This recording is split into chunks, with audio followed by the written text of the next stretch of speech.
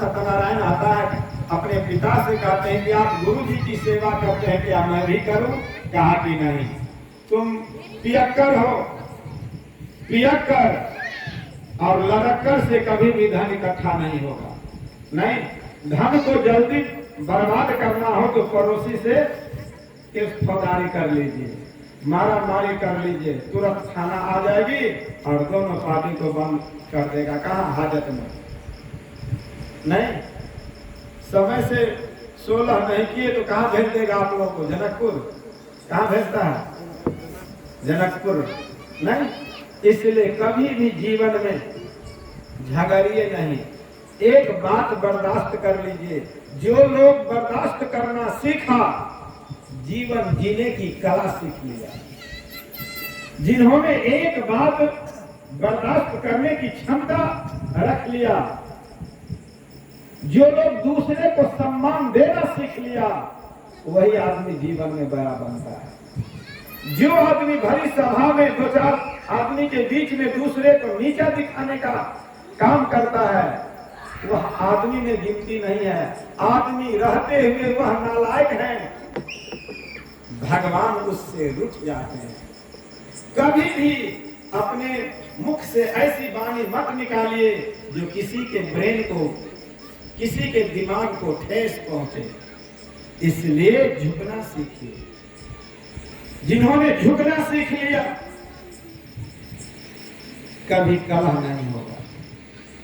पत्नी यदि टेंशन में हो तो पति को जवाब नहीं देना है, सुन लेना है, सिर्फ घर से बाहर दरवाजे पर आ जाना है। यदि पत्नी पीछे पीछे आ रही है तो चले जाइए खेत देखने के लिए।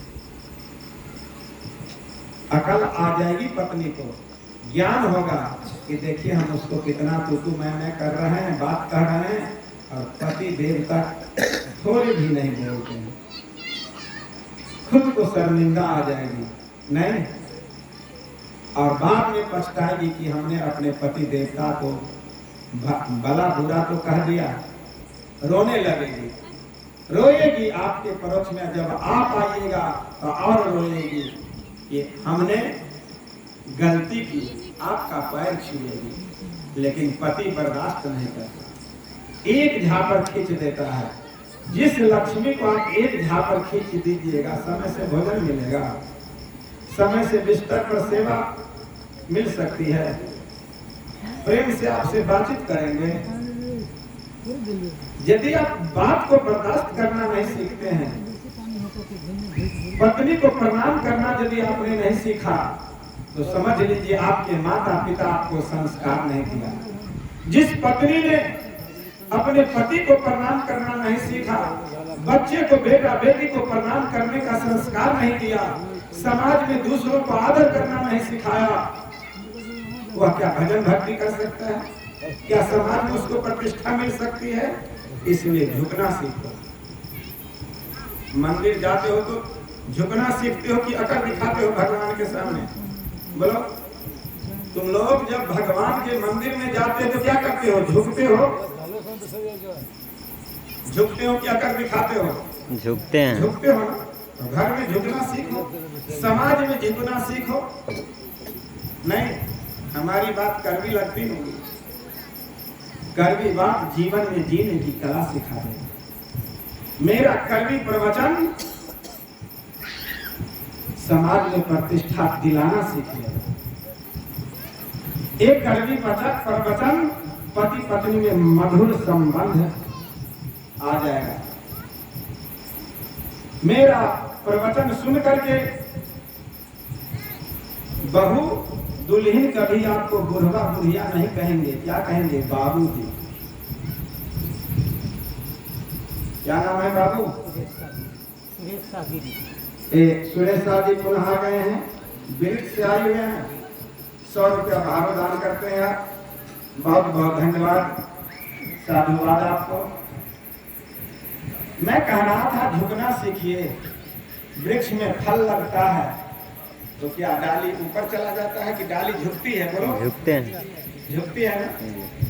जिन लोगों ने माता पिता के सामने झुकना सीख लिया, भरी सभा में झुकना सीख लिया, उसको छक्का लग गया।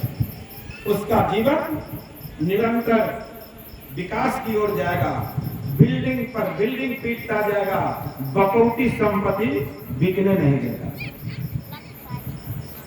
जिन्होंने बकौती संपत्ति को बेच दिया वह नालायक बेटा है। हाँ बेचिए, परिस्थिति है तो नहीं, परिस्थिति है तो बेचिए। धन क्यों इकट्ठा करते हैं? समय आएगा तो इससे फायदा उठाएंगे, लेकिन आपने खरीदा नहीं तो बेचने का अधिकार आपको नहीं। एक कड़वी प्रवचन है। मैं जो बातें बता रहा हूं वो इस गद्दी से कोई नहीं कह सकता, क्योंकि यह कड़वी लगती होगी। जिन्होंने बाप की संपत्ति यहाँ बैठा हुआ है सत्संग में और बेच दिया होगा तो पछता रहा कि साहब क्या कर रहा है, बेकार आया सत्संग में। लेकिन मैं तो किसी को जानता नहीं कौन बेचा कौन खरीदा। मैं 16 आना सब कहता हूँ, इसलिए मैं जब भी प्रवचन करता हूँ तो कोई बोलता नहीं मेरी प्रवचन में, ध्यान लगा करके आंख में आंख डाल करके देखता है और कान को हमारी आवाज तक पहुंचाता है। देखते हैं कोई बातचीत करता है, इसका मतलब क्या? सबको प्रिय लग रहा है कड़वी प्रवचन नहीं, लेकिन जीवन में परिवर्तन ला देगा। ऐसा सुनने को नहीं मिलेगा मेरे जैसा प्रवचन। आपको घर में जहां कलह हो रहा था वहां शांति मिलेगी। जहां दिन रात तू मैं हो जाता था, पति पत्नी में टेंशन, बीपी बढ़ा देता था। घर में बीमारी क्यों आती है? टेंशन से नहीं। घर में जिस रोज टेंशन हो जाए, तू मैं हो जाए, गाली गलौज हो जाए तो रात्रि में नींद नहीं आएगी। वह व्यक्ति भूखे हैं, खाने के लिए बैठेगा लेकिन पेट भर नहीं खाएगा। और जो व्यक्ति पेट भर नहीं खाएगा क्या चैन से सोएगा? बोलो नहीं सो पाएंगे। सोएगा। इसलिए जीवन में जीने की कला कौन सिखाता है? संत गुरुदेव। संत गुरुदेव को कभी तुम अपने समान मानव मत समझो। जिन्होंने गुरु के आगे झुकना नहीं सीखा, गुरु को जवाब दे दिया, अब सब गुरु को कभी मानव अपने समान समझा। कबीर साहब कहते हैं हरि रूठे गति एक है, गुरु शरणागत जाय। हरि रूठे गति एक है, गुरु शरणागत जाय। हरि रूठे गति एक है, गुरु शरणागत जाय। गुरु रूठे को नहीं, हरि नहीं करे सहाय। जिन्होंने गुरु से विमुख हो गया जीवन भर पछताएगा। जिन्होंने गुरु की एक बात को जीवन में नहीं उतारा, धन्य है गुरु। जो अपने शिष्य को सारा ज्ञान देने का प्रयास करता है कि नालायक शिष्य ग्रहण नहीं किया, इसलिए वह जीवन भर न तो उन्नत कर सकता है वह चेला, न समय का सदुपयोग करता है, न मेहनत कर पाएगा, न जीवन में मरने के बाद अपना नाम रोशन करेगा। जिन्होंने जीवन में धन नहीं इकट्ठा किया, जिन्होंने धन को दान नहीं किया, जिन्होंने याद में अपना बिल्डिंग नहीं बनाया, अपने बाल बच्चों के लिए धन नहीं इकट्ठा किया, बाल बच्चों को संस्कार नहीं दिया, वह बाप कैसा और वह गुरु कैसा?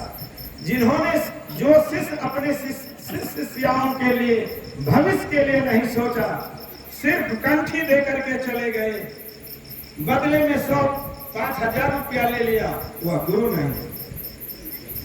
गुरु उसका नाम है जो अपने शिष्यों के भविष्य के लिए सोचे, ज्ञान दे करके। गुरु क्या है जानते हो? गुरु कुम्हार है। आप तमाम लोग जो बैठे हो क्या हो? शिष्य। आप लोग क्या हो? कुंभ धारा। गुरु कुम्हार, शिष्य कुंभ है। गढ़ी गढ़ काटे खोट, अंदर हाथ सहार दे, बाहर मारे चोट। नहीं, गुरु क्या है? धोबी। तुम लोग क्या हो? बोलो कपड़ा। गुरु धोबी शिष्य कपड़ा, साबुन सिरजनहार। गुरु धोबी शिष्य कपड़ा, साबुन सिरजनहार। सूरत सिया पर धोइए, उपजे ज्योति अपार। उपजे ज्योति अपार। एक पत्थर मंदिर में चला जाता है तो वह भगवान बन जाता है, लेकिन ये तमाम मानव बार बार मंदिर जाता है, क्या वह भगवान बनता है? बोलो।